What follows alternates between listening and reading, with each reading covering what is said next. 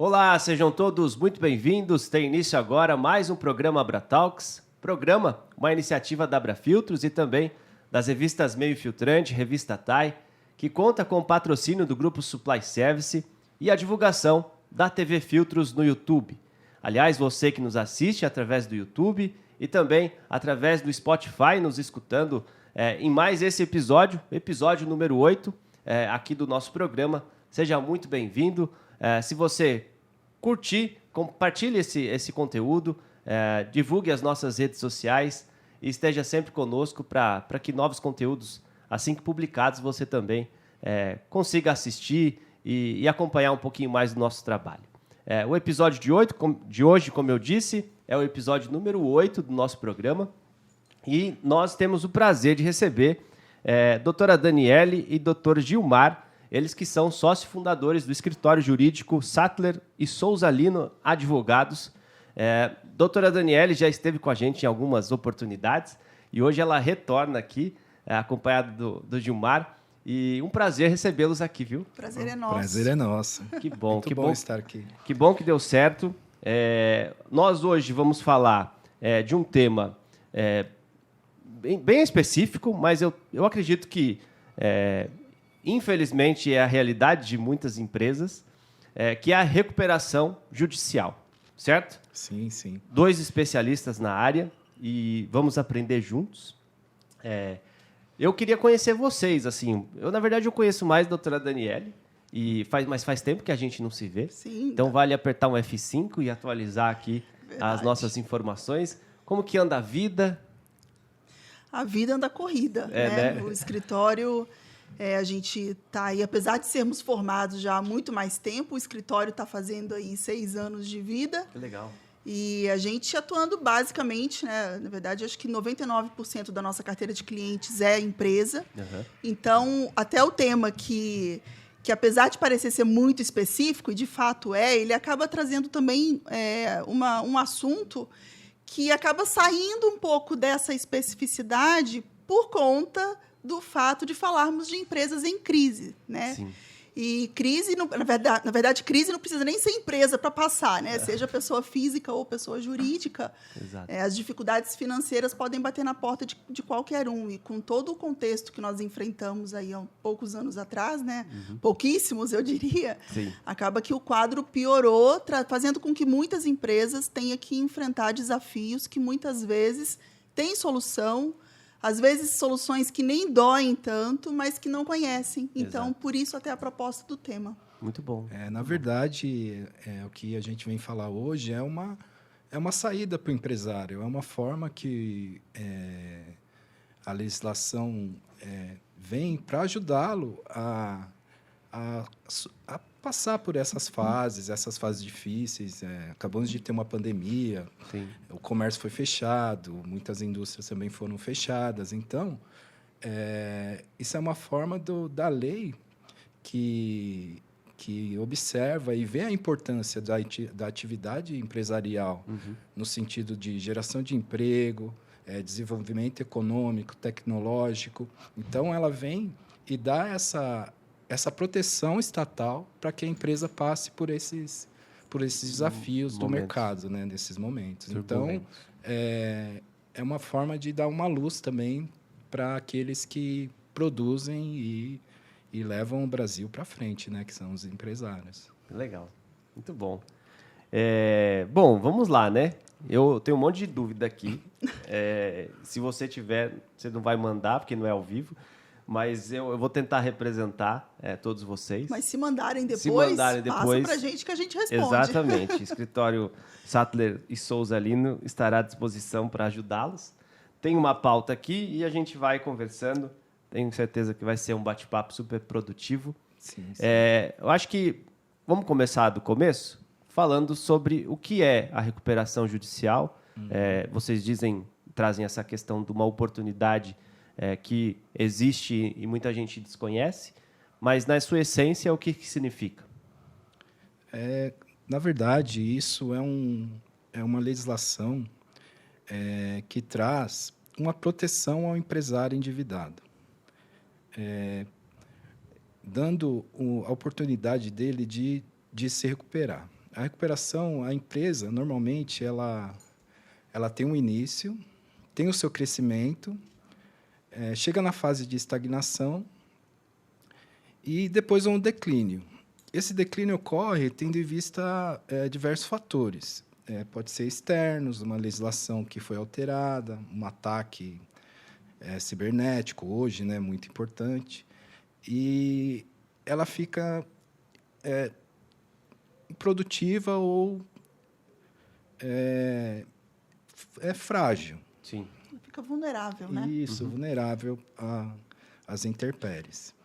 E todo declínio tem uma retomada. E essa retomada ela pode ser inicialmente mais leve, que hoje temos dentro da Lei 11.101 a recuperação extrajudicial e a recuperação judicial.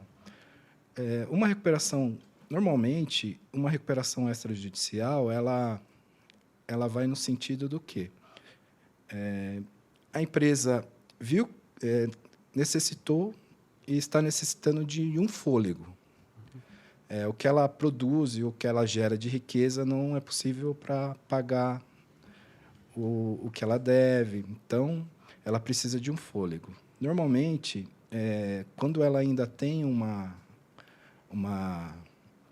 reputação junto aos fornecedores, junto aos bancos, a lei dá a oportunidade de você entrar com uma tutela para suspender qualquer ação de execução que tenha em trâmite. Essa tutela dá 60 dias para a empresa poder negociar e apresentar uma negociação para o juiz homologar. Durante esse prazo, nenhum banco ou fornecedor pode executar essa empresa, mesmo não tendo processo, mesmo não sendo uma recuperação judicial. Ou seja, a lei ela protege a empresa para que, naquele momento, ninguém toque ou pegue qualquer bem dela ou dinheiro para que ela possa chegar e negociar. E essa tutela também sinaliza ao fornecedor que ele pode falar, se a gente não negociar aqui, talvez essa empresa entre em recuperação judicial, que é um meio mais drástico nesse sentido. Uhum. Então, muitas vezes, é bem efetivo, né? É um mecanismo que a empresa tem de superar a crise, de conseguir organizar melhor suas contas, né? Porque, às vezes, a empresa está tão mergulhada em dívidas, com dificuldade com fornecedores, entrega de produtos para cliente, tudo aquilo, e muitas vezes não consegue enxergar que existem saídas. Antigamente, nós tínhamos aí a concordata, a falência, né? A falência ainda permanece, a concordata que acabou sendo modificada. Mas a recuperação judicial em si sempre foi vista quase que como uma falência. E não é. Tem muitas empresas que entram em recuperação judicial e saem da recuperação judicial como empresas sadias, empresas saudáveis, em plena atividade, né, e se recuperam. Muito mais forte. Só que, às vezes, o empresário, no pânico dele com o cenário endividado, às vezes, ele vai buscar ajuda muito tarde. E aí, coisas que poderiam ser feitas antes, como a recuperação extrajudicial, judicial, já não podem mais e muitas vezes só resta a falência porque ele não se moveu a tempo. Entendeu? Uma negociação coletiva. Isso é uma forma também, tem um nível do psicológico do empresário. Normalmente, ele não acredita que ele está passando por isso. Ele acha que vai ter algum fato. O que indica? Eu preciso... E sei lá, qual que é o momento que o empresário precisa, virar essa chave em busca? Tem algum?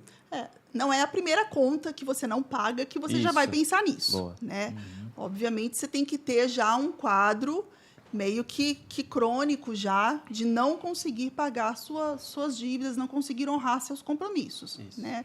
Geralmente, eles começam, né? Todo mundo que deve, que está começando no movimento ali de endividamento, geralmente o primeiro a deixar de ser pago é o fisco. Né? Geralmente, são os impostos, né? Os tributos que geralmente são os primeiros a não serem pagos. Então, quando você começa já a deixar o pagamento do tributo para lá, ter que escolher o que vai pagar, né, já é um sinal de alerta para você poder buscar ajuda. Né? Porque, às vezes, você acha que aquilo ali é contornável, mas quando vê para virar uma dívida impagável, não custa muito, dependendo do movimento da empresa. Sim, né? Isso é uma previsão de fluxo de caixa, já pode indicar isso. Né? Nos próximos 6 meses, se a empresa não faturar X, não vai conseguir pagar as suas despesas. Aí já começa a não conseguir arcar com as despesas. Muitas vezes, financiamentos. A empresa faz um projeto e vai lançar uma instalação de um novo parque fabril e faz um financiamento para aquilo. E, de repente, vem uma pandemia e para tudo. Ou seja, ela continua com a obrigação de pagar o financiamento, pagar suas despesas, só que ela não conseguiu levar adiante o parque. Inicialmente, ele vai ao fornecedor. O fornecedor, o agente financeiro. O agente financeiro também não, diante do risco, ele também não abre alguma negociação. Então, ele pode se valer da lei para poder se proteger e continuar com sua atividade. Né?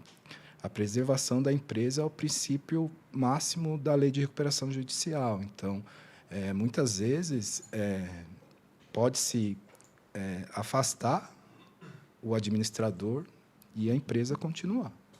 O que importa é a empresa continuar, os trabalhadores continuar. Preservação de emprego, né? Isso. Sem dúvida. Quando a empresa...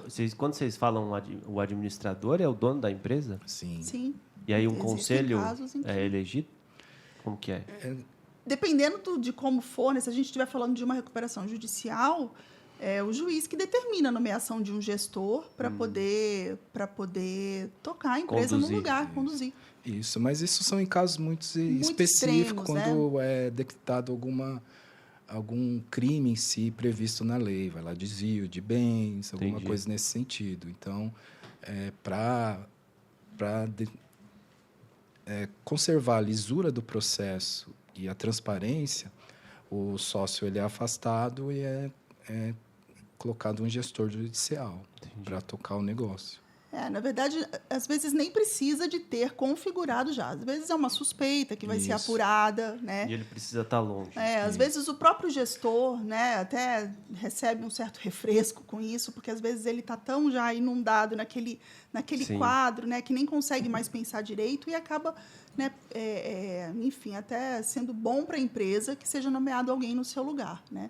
Sem dúvida, Adriano, uma empresa organizada, tá? Pode até estar endividada, mas quando ela é organizada, fica mais fácil detectar essas coisas, né?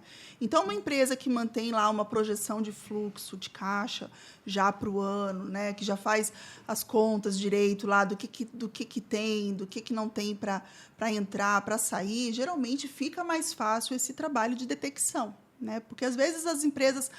Ainda mais aqui no Brasil, né? Às vezes as empresas vão levando o dia a dia, vão empurrando, né? E não põem muita atenção em projeções, né? Isso daí acaba dificultando um pouco. E aí, quando vê, de repente, já está numa situação que já poderia estar sendo evitada já há muito tempo. A ausência de organização é um ofensor muito grande interno da empresa. Né? E fora que tem empresas que misturam muito, né? O que é da empresa, o que é dos donos, né? Aqui no Brasil, a gente tem um perfil muito grande de empresas familiares que cresceram muito. Sim. E, às vezes, nesse perfil de empresa, às vezes é até difícil do dono da empresa, que sempre fez a empresa crescer, geralmente começa do zero, faz uma empresa crescer, é difícil, às vezes, ele detectar o ponto dele ter que entregar a empresa para uma administração profissional, né? Então, ele vai insistindo ali em algo que já saiu, ele já cresceu tanto que já saiu do controle do conhecimento dele muitas vezes, né? Sim. Então, a gente acaba tendo muito aqui no Brasil esse caso, sabe, de empresas que acabam se vendo numa situação de vulnerabilidade e, por fatores internos, o psicológico dos sócios, né, acabam não procurando ajuda. Sim. Né? E isso pode ser solicitado por todas as categorias, por exemplo, o MEI, ou tem outro Simples Nacional? Eu não entendo. Sim. para você... A lei ela é para todas as empresas. No caso específico da microempresa e da empresa de pequeno porte, tem um capítulo que tem um plano especial de pagamento.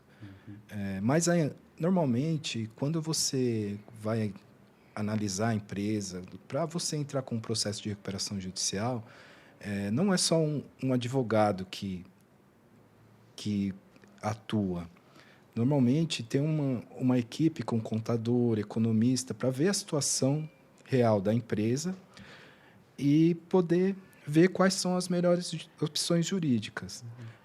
Quando o advogado ele distribui a petição inicial, ele pode optar pelo processo ordinário, que é o da lei em si para qualquer empresa, ou pode optar pelo processo, pelo plano especial, que são só para micros e pequenas empresas. Entendi. Isso vai depender do caixa da empresa, de como ela... Mas no plano especial, micro e pequenas empresas, quando ele tem um plano já previsto na lei. Se a empresa propõe aquele plano que já está previsto, vai ela pagar em 36 parcelas, fazer o primeiro pagamento em 180 dias. Se ela propõe a recuperação e pede aquele plano daquela forma que está descrita na lei, e não houver nenhum credor que impugne, não precisa nem de assembleia de credores. O juiz já homologa a recuperação judicial e caminha, entendeu? Então, os simples, custos são menores. Então, é uma forma de deixar o processo um pouco mais barato para essas empresas. Mas elas podem, sim, tranquilo. É para todas as empresas.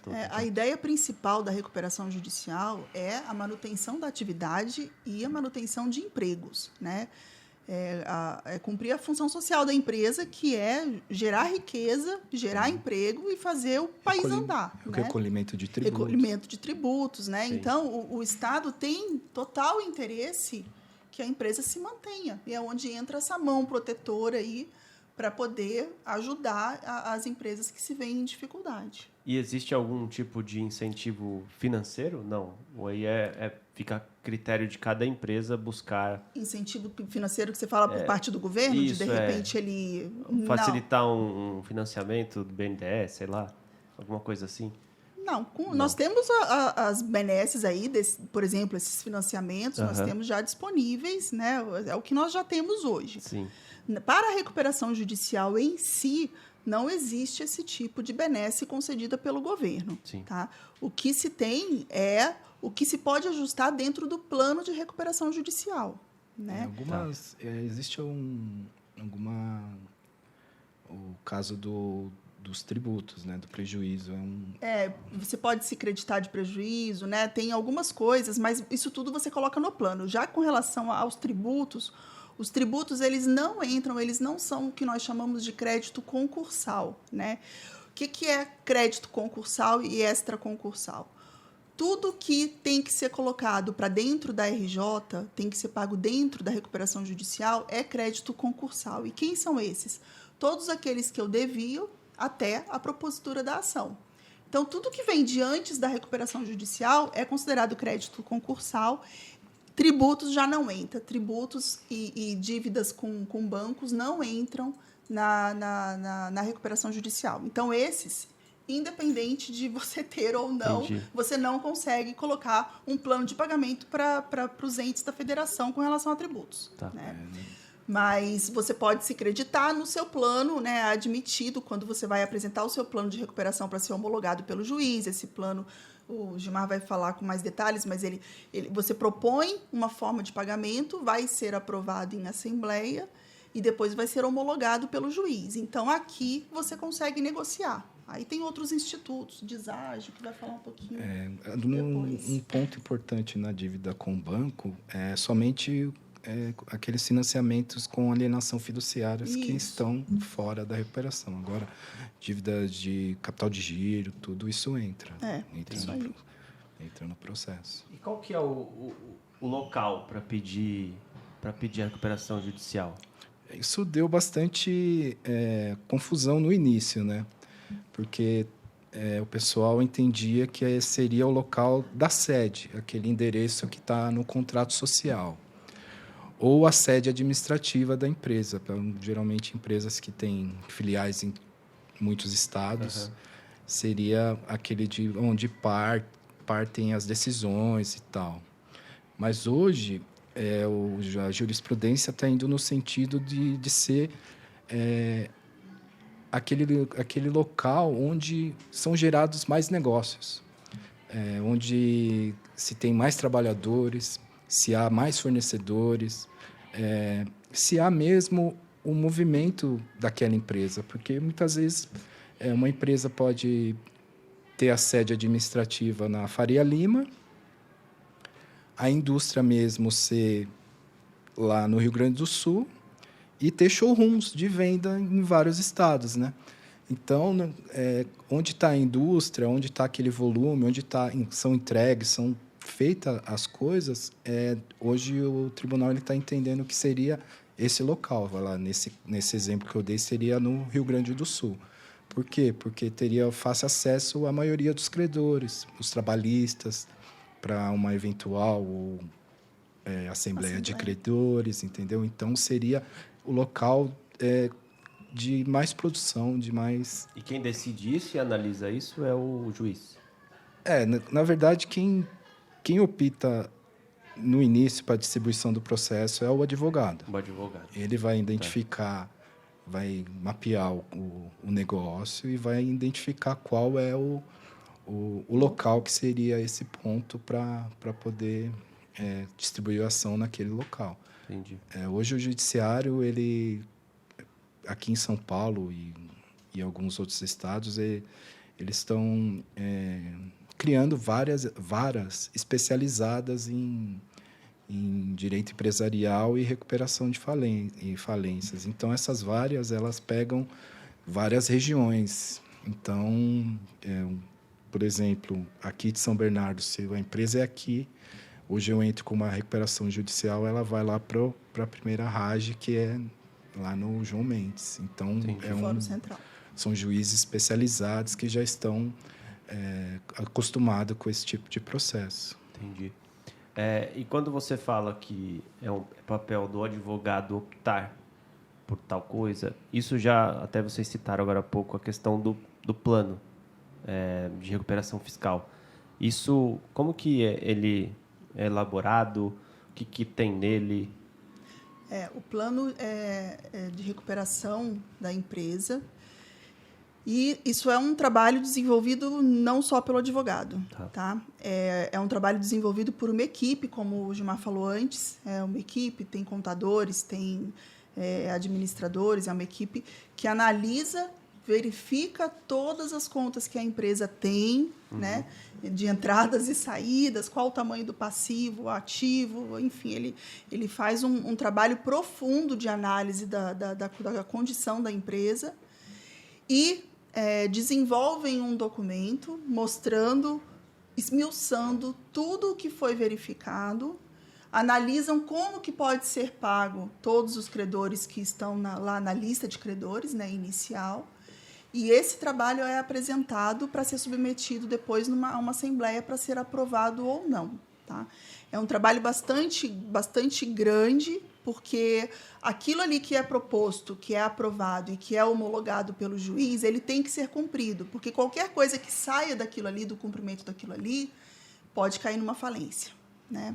Então, é um documento bastante importante dentro da recuperação judicial, porque é aqui, olha, eu devo isso aqui, proponho a vocês um pagamento para que seja feito desta forma, e dentro desta forma pode entrar bens em garantia, pode entrar a proposta de um financiamento, pode entrar a venda de alguma coisa, enfim, ali é calculado como se pode pagar aqueles credores, né? Em quanto tempo, né? Então, é um documento bastante elaborado e bem importante dentro da recuperação judicial. Eu completo falando que seria o mais importante, porque é onde você apresenta para o seu credor a forma que você vai pagar ele. E muitas vezes nesse plano ele é feito também ajudado por um advogado, porque tem algumas premissas legais que precisam ser cumpridas. Legal. Que não podem, no projeto em si de reestruturação, não podem ser feridas que a lei traz. Mas ali vai ter todo um projeto econômico. Muitas vezes, o plano ele tem que indicar a forma que a empresa vai trabalhar, se ela vai buscar novos mercados ou se vai excluir alguns produtos, entendeu? Tem que estar tudo ali para quê? Para que o credor, que é o principal atingido nesse processo, né, ele possa ver e possa falar, não, eu concordo com esse plano aqui, tem que apresentar todas as contas, falar, ó, a empresa está desse jeito, o que eu tenho para receber é isso, o que eu tenho de ativo é isso, o que os sócios têm de bens é isso. Então, o credor ele tem uma visão global de todo o negócio e para ele tomar a decisão de aprovação ou não. E lembrando ainda, Adriano, que nisso tudo você ainda tem que demonstrar que a empresa ainda é viável, né? Porque a recuperação judicial é para recuperar e tornar a empresa viável saindo daquele quadro de endividamento. Então, você tem que fazer isso tudo e demonstrando a viabilidade da empresa para que a empresa consiga pagar os credores que estão na lista e possa ainda se manter em atividade. Entendeu? Eu tenho duas dúvidas. Assim, é comum que esse plano ele seja feito pelos próprios membros da empresa? Porque, pensando na prática, eles estavam lá quando o barco começou a afundar. Sim. Essa reputação é positiva para que eles mesmos encontrem a solução ou alguma empresa terceirizada, uma consultoria faça esse trabalho e apresente para os credores? Com relação à transparência para os credores, é interessante você pegar uma empresa que seria independente. Sim. Mas, dependendo das condições da empresa, isso é um procedimento um pouco caro. Não é verdade. Mas, independente disso, as pessoas que estão dentro da empresa, o plano tem que ser elaborado por um contador, por um administrador, um economista, um advogado, todos vão assinar ali. Então, tem a responsabilidade profissional também daquele profissional que está elaborando. Ele não pode colocar uma inverdade, entendeu? Então, a lei não proíbe que seja feito internamente. Mas é uma questão mesmo de transparência e de dar lisura ao processo, entendeu? E assim, né, de certa forma, mesmo uma empresa contratada para isso, ela precisa do suporte de quem está lá dentro, entendeu, sim, Adriano? Às vezes a diretoria ali, as pessoas que estão, né, na frente ali na empresa, eles têm informações valiosas, entendeu? Que podem colaborar, né? Sim. E não é um documento assim tão fácil de ser elaborado. Então, normalmente, é contratado um profissional específico para elaborar esse plano. E você imagina a complexidade disso, você se projetar para um plano aí para pagamento em até 2 anos para frente, né? Em média, tá? Num país como o nosso, né? Então, por isso que é um desafio bem grande, né? Essa projeção e esse plano de pagamento. E ainda se manter com a atividade sadia, com a atividade, né, seguindo em frente. O plano, na verdade, essas ações, esse conjunto de ações, né? Ele é uma forma de antecipar ou ele minimiza a chance desses credores entrarem com processo com a empresa ou nessa altura eles já vão ter entrado com um processo? Quando você distribui você não paga um fornecedor ou um banco, normalmente ele entra com uma execução. Quando o processo de recuperação judicial ele é distribuído, o juiz recebe o processo, nomeia um administrador judicial e decide. Às vezes tem uma perícia prévia para confirmar se a empresa é real, ou tem pessoas trabalhando, se todos os documentos estão lá. Se o juiz verificar que já estão todos os documentos, ele defere o processamento do processo de recuperação. Ou seja, a partir daquele momento, a empresa está sobre a guarda da lei de recuperação e falência. Então, todas essas execuções são suspensas. Tá. E os credores, isso gera o quê? Isso gera uma folga para o empresário, inclusive de fluxo de caixa. Essa suspensão dessas execuções é chamado stay period, que ele dura desde o deferimento do processamento por 180 dias. E na lei, ele pode ser prorrogável por mais 180, por mais uma vez. Esse prazo é o quê? Para que haja negociação entre os credores e a empresa, para que eles cheguem no plano de recuperação. E cheguem na Assembleia para a votação desse plano. Por isso que é muito importante ter esse stay. Por quê? Porque nenhum credor individual vai lá e vai passar sendo mais esperto ou mais ágil que o outro, Sim. vai pegar um bem da empresa e deixar o outro sem nada. Então, ali é meio que uma execução coletiva, que seria na falência, mas um acordo coletivo de que, não, vamos negociar para que isso possa dar certo e a empresa continuar. Qual o sentido disso, Adriano? Normalmente, um credor ele vai olhar a empresa. Eu tenho X para receber.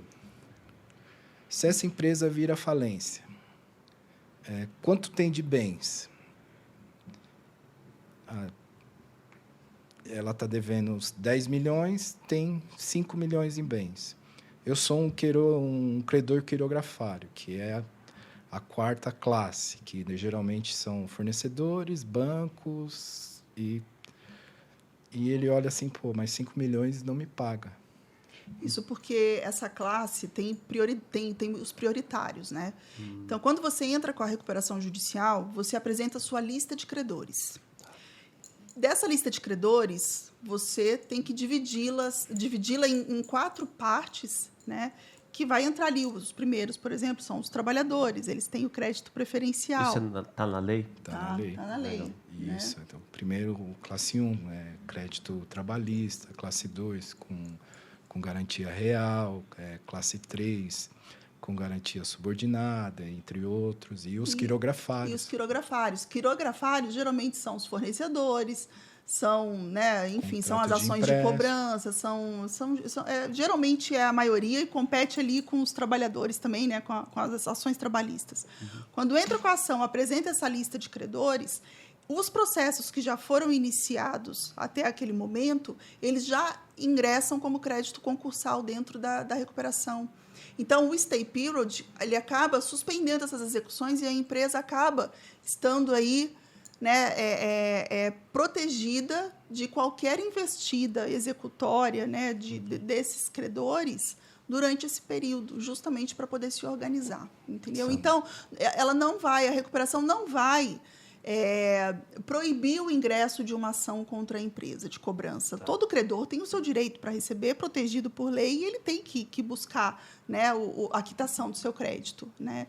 Só que, quando ele é concursal, ele está submetido às regras da recuperação judicial por este período e por mais tudo, né, o plano de pagamento aprovado. Mesmo que ele não tenha gostado do plano de pagamento, ele vai poder votar no momento certo. Mas, se ele não gostou, se foi aprovado por maioria, ele vai ter que se submeter, não vai ter jeito, entendeu? Sim. Então, agora, quem tiver que entrar com ação contra a empresa durante esse período vai entrar normalmente. Aí vai ser verificado o quê? O fato gerador do seu crédito para você ingressar com a ação. É antes ou depois da recuperação e tal. Impedir de entrar não vai impedir. Tá? Ela só é suspensa quando ela se torna líquida. Eu entro com uma ação de cobrança falando que essa empresa está me devendo X mil reais. Aí o processo anda, aí a empresa se defende e tal, aí o juiz verifica, não, ele está realmente devendo X mil reais. Aí, daqui para frente, esse valor vai para a recuperação judicial. Se ela é um crédito extra concursal. Concursal, se o fato gerador dessa ação aconteceu antes da propositura da recuperação judicial, uma vez liquidado, uma vez, né, terminada a fase em que vai se apurar quanto que é devido, ele para ali e segue para a recuperação judicial, porque se deu antes. Agora, se foi um fato depois do ingresso da recuperação judicial, aí é extraconcursal. Aí são ações mesmo que seguem, né, o fluxo normal, o trâmite normal do processo. Isso. Aí tem que ser pago tudo direitinho. E ainda se corre o risco da empresa não cumprir com esse acordo, com esse pagamento, pós recuperação judicial, e aí ela falir, e aí o que acontece? Então, mas O você descumprimento fala do do plano. descumprimento do plano, é Isso, isso? é. Tá. Isso. Com o descumprimento do plano, o juiz ele decreta a falência da empresa. Se a empresa vai ser intimada a se defender, se ela não vai lá, uma pessoa não apresentou conta para ela pagar, entendeu? E pediu a falência. Pô, mas ele não apresentou a conta, então não não justifica a falência. Agora, se ele não cumpriu o plano, o juiz decreta a falência.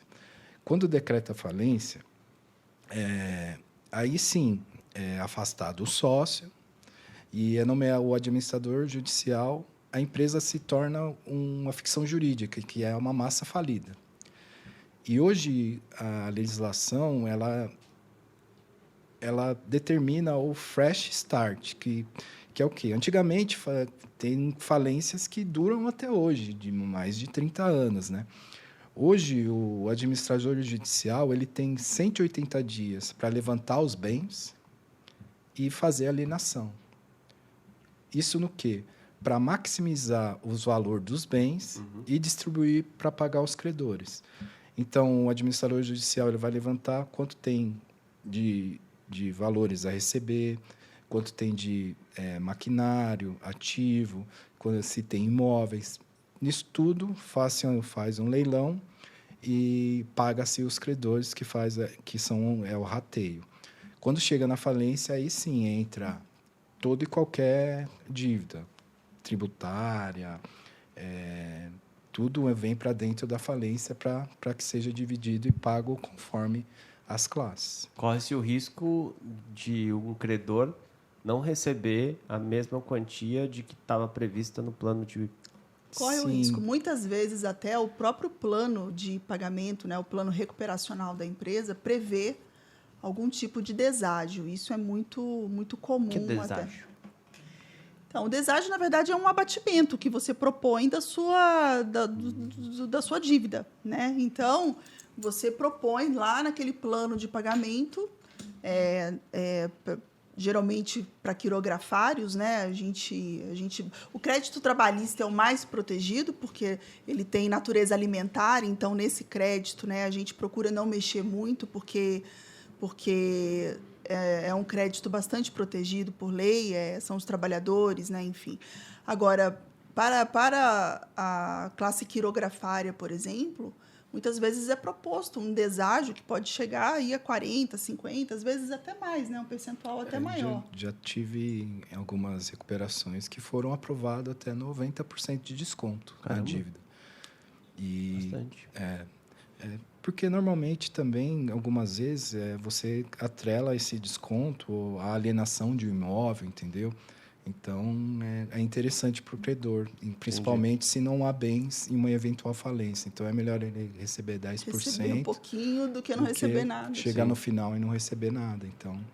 Eu estou pensando aqui, que tem um amigo meu, que ele me contou um episódio, vê se faz sentido. Que ele comprou um produto de uma empresa, a empresa faliu e ele nunca mais teve o valor de volta dele. Isso... Mas ele comprou e ela não entregou. Não entregou e ele nunca mais... Faliu, e a empresa faliu. Então... No caso, o consumidor, né? Porque a gente está falando da relação com o fornecedor. Sim. E o consumidor? Então, o consumidor ele também tem o crédito dele né, garantido dentro da recuperação judicial e da falência, mas nos termos do que a lei prevê, né? Então, eu teria que ver a natureza do crédito dele e pode ser mesmo que ele tenha ficado sem receber. Às vezes, ele até entrou na lista de credores, porque dificilmente um consumidor, pessoa física, que não está orientado por um advogado, vai lá na falência da empresa lá para ver se ele está lá ou não na lista de credores. Então, às vezes, ele até estava. Só que não recebeu porque o que foi arrecadado de dinheiro na falência lá, né, de bens na falência, não deu para pagá-lo. Entendeu? Isso pode acontecer. Né? Ou, às vezes, se ele não tiver, ele pode entrar com uma petição informando a compra, a data da compra, informando que ele não recebeu. Se ele não estiver na lista de credores, né? Ele mesmo informa no processo. Ele informa que não recebeu e o administrador judicial vai verificar os documentos e vai admitir ou não, ou vai pedir mais documentos para ele. E aí ele entra na lista de credores. Se for uma falência, ele vai participar do rateio. Sendo uma recuperação judicial, ele entra também com pagamento, pode até ir votar na Assembleia de Credores. Oh, que legal. Viu? Então. Diante das dificuldades que o mundo viveu nesses tempos, todo mundo hoje tem uma relação com uma falência, uma recuperação. Né? É verdade. Isso é verdade. Assim faz sentido. E uma empresa pode ser negociada num processo de recuperação judicial? No meio do caminho? Se ela pode ser vendida, né? Pode vender. Uma das formas de reestruturação empresarial que está descrita no artigo 50 é a venda integral da recuperanda. Essa venda pode fazer muito sentido de uma forma de que o empresário ele tem aquele ativo. Só que ele não consegue mais manter aquele ativo. Ele pode, ali, nisso, juridicamente, a gente transforma essa empresa numa unidade de produção isolada e coloca ela para leilão. E ela pode ser muito bem alienada ou um trespasse. O que é interessante nesse sentido é que a reformulação da lei em 2020 deu mais segurança jurídica nesse processo. E hoje, quem compra esses ativos, ele vem sem sucessão, que seria o quê? Sucessão de obrigações. Muitas vezes, quando você compra um imóvel, você vai lá e compra o imóvel e você tem que ver se ele tem dívida de IPTU, dívida de condomínio. Sim. Quando você compra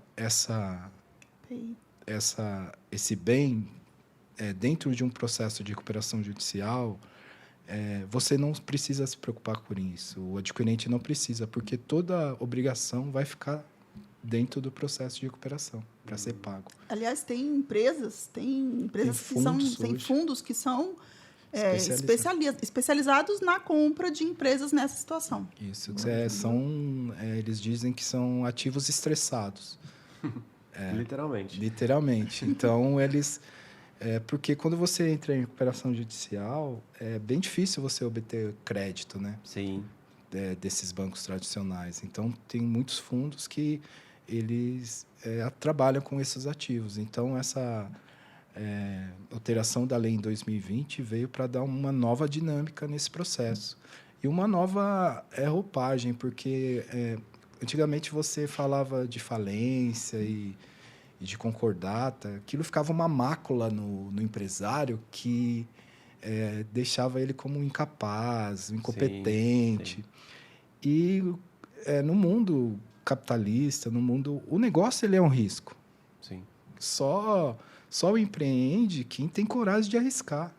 Quem não tem coragem de arriscar vai trabalhar, fazer concurso, né, ser CLT. Atua em outras áreas, isso, né? Entendeu? Agora, o empresário ele é um cara que tem coragem de arriscar. Então, hoje, a insolvência no Brasil é uma transformação também de pensamento, né? Você pega exemplos lá dos Estados Unidos. O próprio Donald Trump já faliu diversas vezes. E voltou e continuou. Por quê? Porque eles entendem que aquilo é uma empreitada. Eu tenho tanto, cheguei com você, peguei emprestado mais um valor, nós dois estamos no risco. Se der certo, todo mundo vai ganhar. Se der errado, eu vou perder a minha parte e vou perder a sua. Então, hoje tem na lei até o termo fresh start, que é o quê? Na falência, eliminar os bens, pagar todos os credores e, num tempo mais rápido possível, colocar de volta aquele empresário para ele poder fazer uma outra coisa, trabalhar e não ficar com aquele estigma antigo, né? Porque, antigamente, quando você devia, né? Babilônia, né? O Código Hammurabi, né? Você perdia um braço, né? Mais drásticas, As né? penalidades era perder um braço, eram consequências físicas, ir preso ou virar um escravo, né? Na Babilônia, se você devesse para alguém, essa pessoa poderia te pegar e te vender como escravo para outro. Então, hoje não. Hoje toda essa mentalidade aqui no Brasil, acredito que em alguns anos vai ser mudada, porque são empreendimentos. E, na verdade, é essa mentalidade que a gente traz já de muito tempo atrás, que muitas vezes impede o empresário hoje de buscar ajuda antes de chegar a se falar mesmo de uma recuperação judicial e uma falência. A recuperação extrajudicial, por exemplo, é um mecanismo bem mais simples, né? Bem menos custoso, inclusive, e que, às vezes, passa o momento de lançar a mão dele e, quando vê, já tem realmente que suportar os outros processos que tem mais adiante. Né? E justamente por essa pecha que se tem lá de trás de que a empresa que está em recuperação judicial, o empresário que teve que pedir ou falido, né, é uma pessoa, né, mal vista. E não, hoje em dia não é assim, não é para ser mais assim. Sim. Né? Há exemplo aí dos Estados Unidos, por exemplo, que o Gilmar citou, em que tem muita gente que fale e volta, e fale e volta. E hoje tem empresas gigantescas que se ajudam mantém, né? E geram emprego no mundo todo. Né? É comum até que a recuperação judicial ela não se... Como eu posso dizer? Se divulgue, se alastre. Ela acontecer, por exemplo... Para não acontecer isso, sabe? Da reputação ser manchada. E aí, um fundo se aproxima do dono da empresa, ajuda ele nesse processo de reconstrução. Então, isso não pode ser feito de forma acobertada com uma recuperação em andamento. Ótimo. Já começa que o próprio processo de recuperação judicial ele já está vinculado à publicidade e transparência total. Nada acontece ali, né, sem o conhecimento de todos os envolvidos. Né? Então, pode ser que haja uma verificação para ver se há interesse de um fundo investir ou não naquela empresa que está nessa condição. Mas isso não pode ocorrer, né, às escondidas, a portas fechadas. Não, isso não. Um procedimento mais sigiloso é a recuperação extrajudicial. Porque é uma negociação mesmo em que o judiciário ele dá a suspensão das execuções para que os interessados eles possam conversar mesmo. Então, é um procedimento que você seleciona as classes os credores que você quer fazer o acordo e faz o acordo com eles e leva para uma homologação judicial posterior, que aí se torna um plano mesmo judicial, mas é um procedimento que não atinge não seria fama, seria a reputação da empresa. Então, só entre aqueles credores mesmo, pontuais, que é selecionado, que pode se fazer assim. E para você ter uma ideia, quando é deferida a recuperação judicial para uma empresa, ela faz uma alteração da razão social dela na JuCesp, no nosso caso aqui de São Paulo, né, na Junta Comercial, e a razão social, ela é acrescentada à razão social a expressão em recuperação judicial. Então, está lá a empresa ABC, Comércio e Indústria Limitada, em recuperação judicial. É assim que ela vai começar a se identificar dali por diante. Não que essa empresa ABC esteja em recuperação. Não, nem sei se tem uma empresa ABC Comércio. Eu não sei onde esse vídeo vai parar, né? Então, não sei. Não, Nem sei. legal. Foi só um exemplo, porque a publicidade a gente não consegue esconder uma recuperação judicial, entendeu? Entendi. Mas se tornou um mecanismo que muitas empresas tiveram que lançar a mão e muitos estão perdendo o timing para isso. E isso a gente que lida com empresa diariamente, você vê, eu tenho 20 anos de formado, o Gilmar está aí com 15, eu acho, e a gente lida no dia a dia com empresas, né, a todo momento, e a gente verifica que algumas delas necessitam do mecanismo e muitas vezes, sabe, vai deixando, vai se virando, pega um empréstimo daqui, levanta outro de lá, e quando vê o negócio já está numa situação que não precisava chegar nesse ponto. Sim. Né? Mas nós vemos também muitas empresas que passaram pelo processo de recuperação judicial e se transformaram. Sim. Né? Aplicando com a ajuda de parceiros, governança, cultura, que se transformaram e depois de um processo de recuperação é uma outra empresa. A recuperação ela traz uma necessidade de mexer nas bases, né? Uhum. Você tem que mexer nos pilares, nas estruturas, né? Já começa que dentro da empresa em si, quando ela entra em recuperação judicial, já cria-se um clima difícil entre os funcionários, porque eles não... Isso que eu ia perguntar, para as atividades? Não. Não? Não. Continua. Seguem as atividades. Não. E aí, inclusive, tem falência que é decretada com a continuação das atividades da empresa. Em alguns casos, a empresa nem fecha, ela continua em atividade apesar de falida. Entendeu?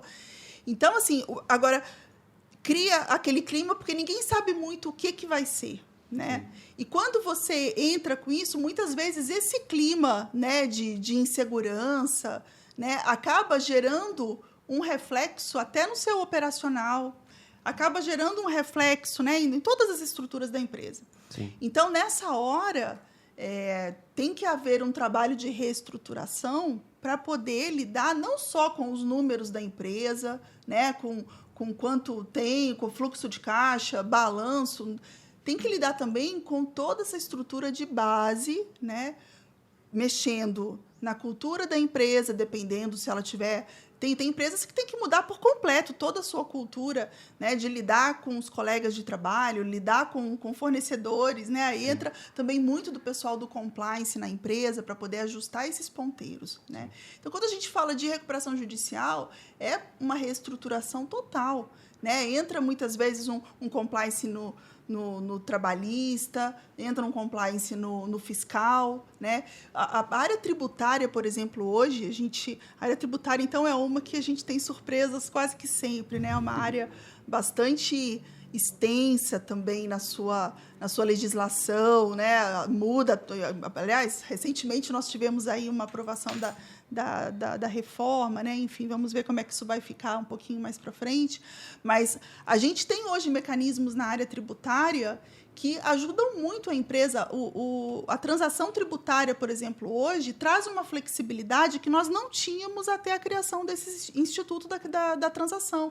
A gente pode hoje, em nome do contribuinte, chegar e transacionar, né, fazer uma proposta de pagamento da nossa dívida tributária que não é tão restritiva, não é tão vinculada àquele engessamento de lei. Sim. Então, dependendo da minha condição, o fisco hoje, se eu tiver a autorização legal para um plano de transação, né, a gente consegue, de repente, ofertar um plano que sai um pouquinho daquilo que está lá já previsto ordinariamente na lei e consegue fazer pagamentos de forma muito mais tranquila, às vezes com abatimento de juros, de multa, um parcelamento maior. Né? Então, o Instituto da Transação Tributária hoje ajuda muito as empresas que têm dívidas grandes com o fisco. Né? Legal.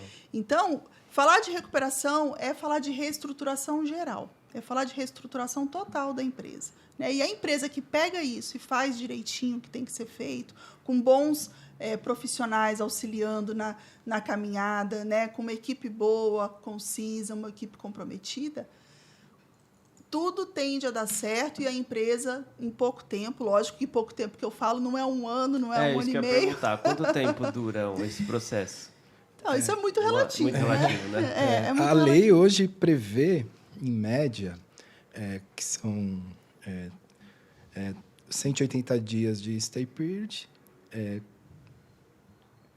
com mais 180 dias, uma vez, de prorrogação, até esse stay period seria até a aprovação do plano na Assembleia. Após a aprovação do plano, a lei diz são 2 anos de fiscalização.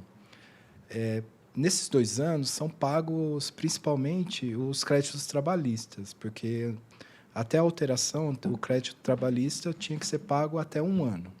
Hoje, com a empresa cumprindo alguns requisitos, ele consegue pagar em 2 anos. Verificando que nesses 2 anos a empresa cumpriu o plano, está cumprindo tudo, o juiz hoje ele pode encerrar a recuperação judicial. Mesmo não tendo pago o plano total. Isso. Entendi. Ele encerra a recuperação, então hoje a lei prevê mais ou menos 3 anos.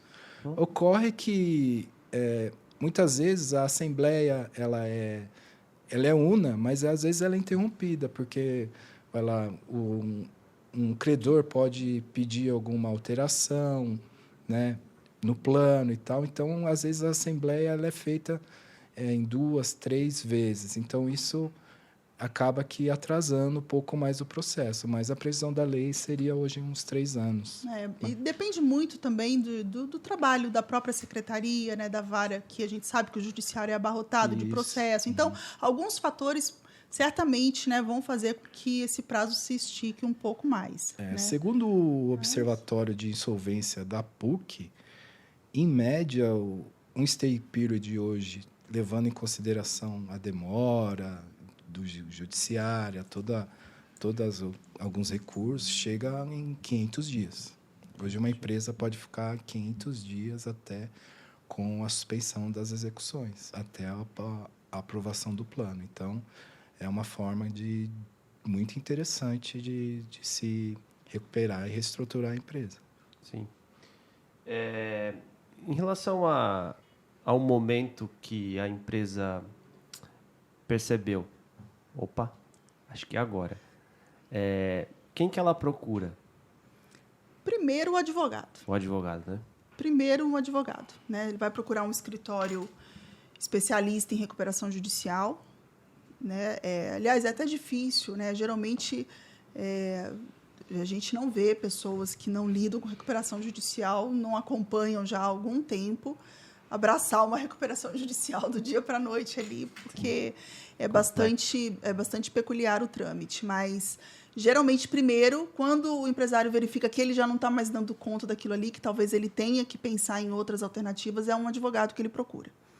E esse advogado vai receber essas informações iniciais, vai analisar, fazer uma análise prévia daquilo ali e vai convocar a equipe. Geralmente, esses escritórios, assim como nós lá, nós já temos toda uma equipe, né, parceira que trabalha conosco também, que já acompanha a recuperação judicial, porque não basta ser contador, não basta ser administrador, tem que conhecer do processo, né? Então, o advogado, ele faz o contato com a equipe dele, né? Chama a equipe dele para poder analisar. E aí, o advogado leva para a empresa as alternativas. Não, aqui ainda dá para ser uma extrajudicial, aqui realmente a gente vai ter que entrar direto com a judicial, né? Ou então, em certos casos, olha aqui, quando a empresa realmente já não tem mais viabilidade alguma, né? Aí muitas vezes já parte direto para falência, né? Que aí, o pedido de autofalência, sem dúvida, é o mais extremo, drástico, né? É o extremo exatamente. onde ninguém quer chegar. Mas percebendo a viabilidade da empresa e ela estando cumprida a sua função social, que é gerar emprego, gerar renda, gerar tributos, normalmente já a gente consegue entrar com uma recuperação judicial e reverter esse caso. Sim. A gente estava até conversando nos bastidores aqui sobre a questão não só da saúde financeira das empresas, mas a vida das empresas que têm encurtado cada vez mais. Sim. E eu acho que isso também reflete muito nesses momentos de recuperação, de decisões importantes que vocês estão trazendo para a gente. Vocês têm visto que esse movimento é um perfil de empresas familiares ou é um perfil... Você até trouxe aqui que isso é muito comum, porque a pessoa está lá sempre fazendo, né, aquilo e acha que é aquilo. Sim. Esse é um perfil... Acontece mais mesmo com familiares ou... Não. Na verdade, assim, hoje você vê grandes empresas, né, que de repente, do dia para a noite, a gente que acompanha aí alguns jornais, né, alguns boletins que nos trazem essas informações, de repente você acorda com uma notícia de grandes empresas que já não têm um cunho familiar, que já estão ou que já passaram por essa fase inicial familiar, mas já deixaram isso para trás há muito tempo. Né? A exemplo aí, não sei, me vem a Americanas, mas tem Sim. inúmeras outras empresas que não têm esse perfil. Então, às vezes, empresas que você vê que já são sólidas, que não têm estrutura alguma próxima do que a gente chama de uma estrutura de empresa familiar, né? E que do dia para a noite vai lá e entra com pedido de recuperação judicial. Né? Então, não necessariamente essas, tá? Porque a empresa, geralmente o perfil de empresas que ingressa com a recuperação judicial não é a empresa pequenininha, né? Não é o que a gente mais vê em volume são empresas que já deixaram esse perfil para trás e já estão realmente como empresas consolidadas, né? Profissionalmente administradas. Sim. Né? Mas sem dúvida alguma, que tem crescido o número de empresas, isso de forma alarmante, e as previsões são para que cresçam ainda mais o número de empresas que vão ter que entrar com recuperação judicial. E, além disso ainda, o tempo de vida dessas empresas, né? Porque a gente sabe que hoje, mais do que nunca, o tempo de vida das empresas tem se encurtado cada vez mais. Sim. Né? Então, isso é lamentável, porque seria as empresas... o mundo VUCA, né? Que É. o pessoal...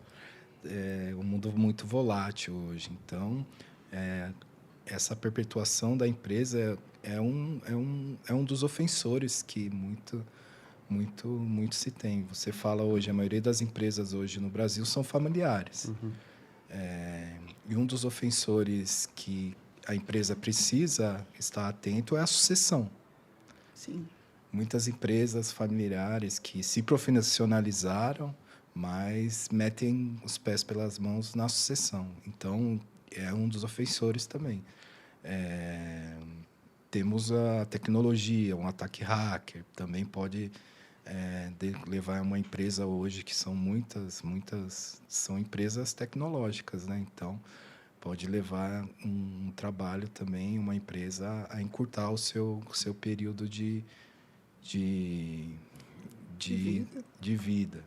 E acompanhamento legislativo, né? Tudo isso porque uma lei, uma regulação também pode acabar com o seu serviço. Então, são várias as vertentes que tem que se estar de olho para que essa perpetuidade continue, né? Sim.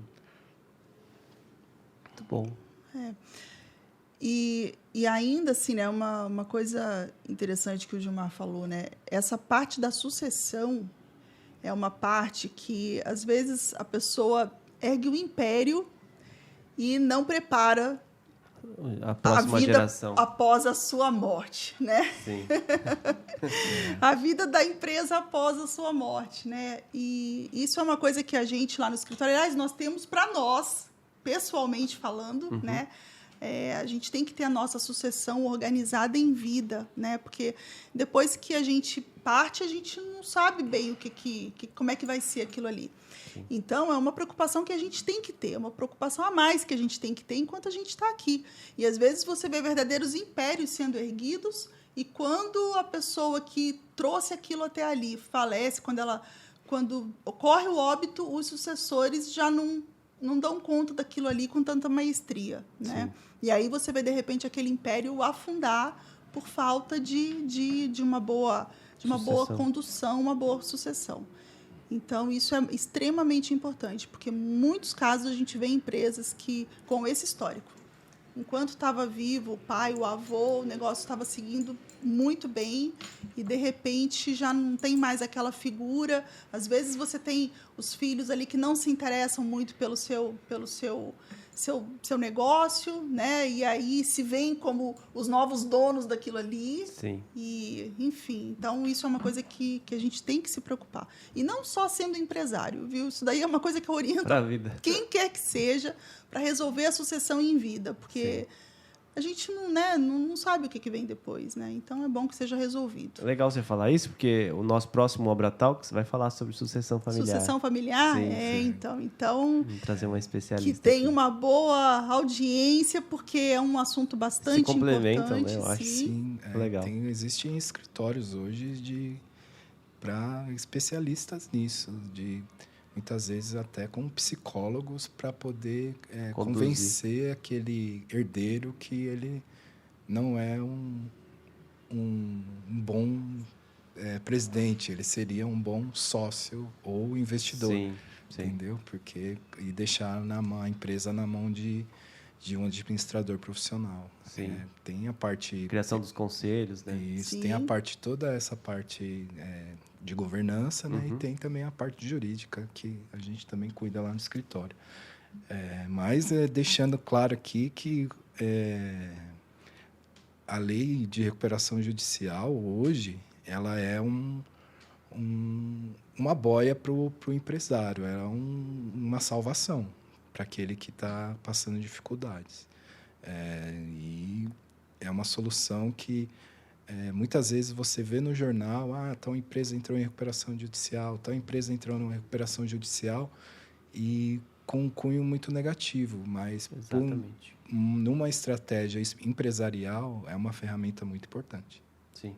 Que pode ajudá-lo a passar nessa fase aí. Muito bom, gente. A gente está chegando ao fim. Mas já? Eu queria Super saber rápido. se vocês quiserem agregar mais informação, pelo menos a nossa pauta aqui, eu acho que eu segui. Eu não sei se escapou alguma coisa, mas se vocês quiserem reforçar alguma Adriano, coisa. olha, na verdade, a gente está pronto para atender aí quando vocês precisarem. Espero que nós não tenhamos sido muito técnicos aqui. Não, eu entendi. E você entendeu? Eu entendi. Então tá bom. A gente tentou falar de uma forma mais didática, né? Porque às vezes, né, a gente entende, é complexo mesmo, né? É uma coisa que às vezes fica difícil mesmo, mas a gente tentou aqui, né, colocar de forma ótimo. mais Tentamos tranquila. não entrar muito no cunho processual, Sim. de prazos, isso, aquilo. Eu acho que a principal mensagem é essa mesmo. Até reforçar uma fala que você trouxe agora, que eu acho que é super importante também, da questão da boia. Sim. De que existe essa possibilidade, de que não é negativo. Não, exatamente. Pelo contrário, pode ser essa é a muito principal positivo mensagem. para sua Sim. empresa. Uhum. Então, eu espero que quem assistiu leve isso, ou se não estiver precisando, indique para outras pessoas que estejam passando por esse momento e não tenham encontrado uma solução, ou já empresas que tenham um potencial para isso acontecer, que saibam dessa possibilidade. Sim. E buscar mesmo um profissional para orientar. Isso Porque aí. hoje a lei foi reformulada em 2005, então é uma lei relativamente nova. Sim. Essa nova lei de recuperação e falências. Em 2012, ela teve uma alteração de mais de 2020, de 70% da lei. Ou seja, entraram mais 100 artigos na lei. Ou seja, é uma coisa que é muito nova e as pessoas precisam ter acesso a isso, os empresários, né? Foi antes ou durante a pandemia? Foi 2020, foi ali. Ali, né? Na pandemia. Na pandemia, né? foi em dezembro de 2020. Dezembro, então a gente já tinha um ano inteiro sofrido. Sim. Então acho que eles também... né? Eu acho que foi o que acelerou a aprovação na Câmara e no Senado. Entendeu? Muito bom. Aquela câmera ali é de vocês. Me diga onde, ou diga para os nossos ouvintes, onde que encontra o escritório, redes sociais, canais de comunicação, os seus serviços também. Nós vamos reforçar aqui, que essa é a oportunidade de vocês também conversarem com eles. Hoje nós estamos em São Bernardo, aqui na Avenida Pereira Barreto. Nossas redes sociais no Instagram, @SSL_advogados, né? @SSL_advogados. Nós estamos no LinkedIn, né? E o nosso site, www.ssladaadvogados.adv.br. É muita sigla. É muita coisa para gravar, mas é fácil nos achar, não é difícil, não. Sim. Sigam nas redes sociais, entrem em contato. São ótimos profissionais, estão sempre conosco aqui, nos ajudando na AbraFiltros. Sim. E muito bem recomendados. E se tiverem alguma dúvida, é só mandar o e-mail, pode ser aqui para a Adriana, ele encaminha para a gente, ou também no nosso site tem nossos e-mails, é só encaminhar para lá que a gente responde. Isso aí. Gente, adorei. Muito obrigada, Adriana. nós que adoramos. Espero que vocês tenham gostado. Incrível. Saiu bem, né? Saiu, né? Você viu? Vai dar uma palestra já pra gente. Pois é, eu também acho que deve, viu? Gente, muito obrigado de novo. Muito obrigado. Muito obrigada. Obrigado Tchau, você pessoal. que nos assiste. Esse foi mais um episódio do programa AbraTalks. No próximo episódio, como eu disse, falaremos sobre sucessão familiar e a gente espera vocês por aqui. Nossos agradecimentos ao nosso presidente, João Moura, em nome da nossa diretoria. Agradecer também a revista Meio Filtrante e a revista TAI, nossas parceiras nessa iniciativa, assim como o Grupo Supply Service, pelo nosso patrocínio.